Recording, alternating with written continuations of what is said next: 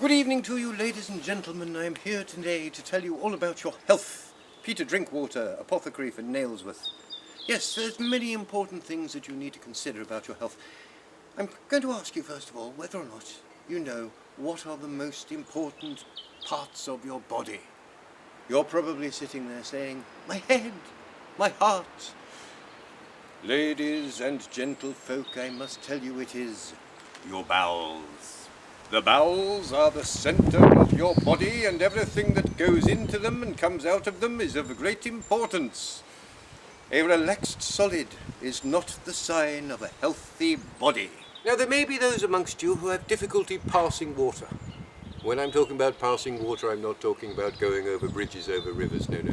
I am talking about urination. And for this, we have the most marvellous plant, the dandelion. Yes, the dandelion will help you. Indeed, if you take the leaves and you eat them in a salad, you will be able to urinate to your heart's content. Yes, that is why the French refer to them as pissenlit, and why there is the story that if you pull up a dandelion, you will wet the bed. If you pluck it from the ground, you can take the roots and bake them in the oven and make a dandelion coffee. Hurrah! But to return to the bowels, you need something like this, ladies and gentlemen, if you are suffering from bowels. Not this particular one. And you don't use it, as some of you may be thinking, as a item. No, you chew upon it. A licorice stick. A licorice stick is fine for helping your bowels to move. Now, some of you who eat a lot of fatty meats, like pork, may suffer terribly from the wind. Yes, the wind is a terrible problem. And in order to relieve yourself of the wind, you need to chew upon a caraway seed or an aniseed. I'm now going to move to the other end, to the throat. For if you are suffering from a sore throat, what you need is to take a very small dab of cayenne pepper, put it on your finger, and hold it at the back of your throat. And this will relieve your sore throat if you suffer from nosebleeds.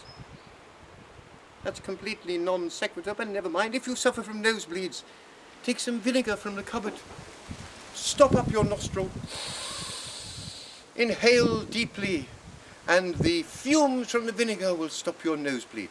Oh, but I've just remembered I need to return to the bowels, and to indeed to the back passage, for there may be those amongst you who are suffering badly from the piles.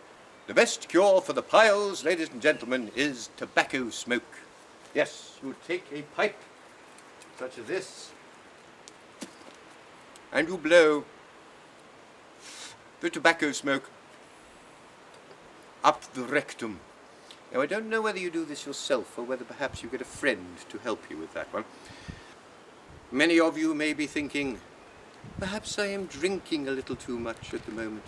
Perhaps I am imbibing too much alcohol. Well, there is a very important rule that we have, that if you drink a lot of alcohol but get not drunk, then you have a difficulty.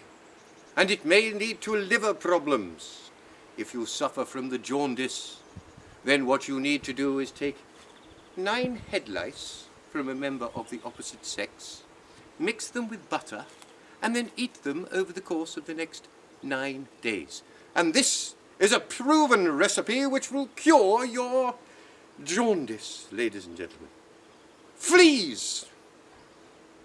I will say that one again. Fleas! If you have an infestation of fleas, rosemary. You need to pick some rosemary, mix it with a little flour, sprinkle it upon your carpets, and the fleas will quickly go. Rosemary is also good for helping with memory and speeding up things which you need to remember, like me here. Oh, now there may be those of you who can't quite hear what I'm saying. Yes, you are suffering from deafness. Yes, if you are suffering from the deafness, the thing that you need to do is take some bacon fat and stick it in your ear. This will remove any of the nasties which can accumulate within your ear passages. One final thing we should talk about is love. If the object of your love is unrequited, do not pursue it, for that way it leads to madness.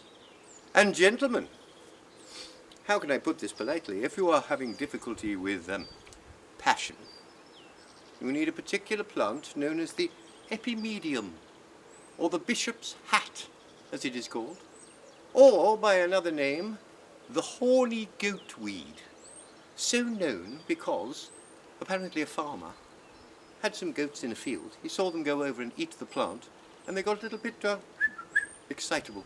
So if you wish to be excitable, then find yourself some horny goatweed. Ladies and gentlemen, these are some of the remedies which we have here in Nailsworth at the Apothecary Centre of Mr. Peter Drinkwater. I thank you.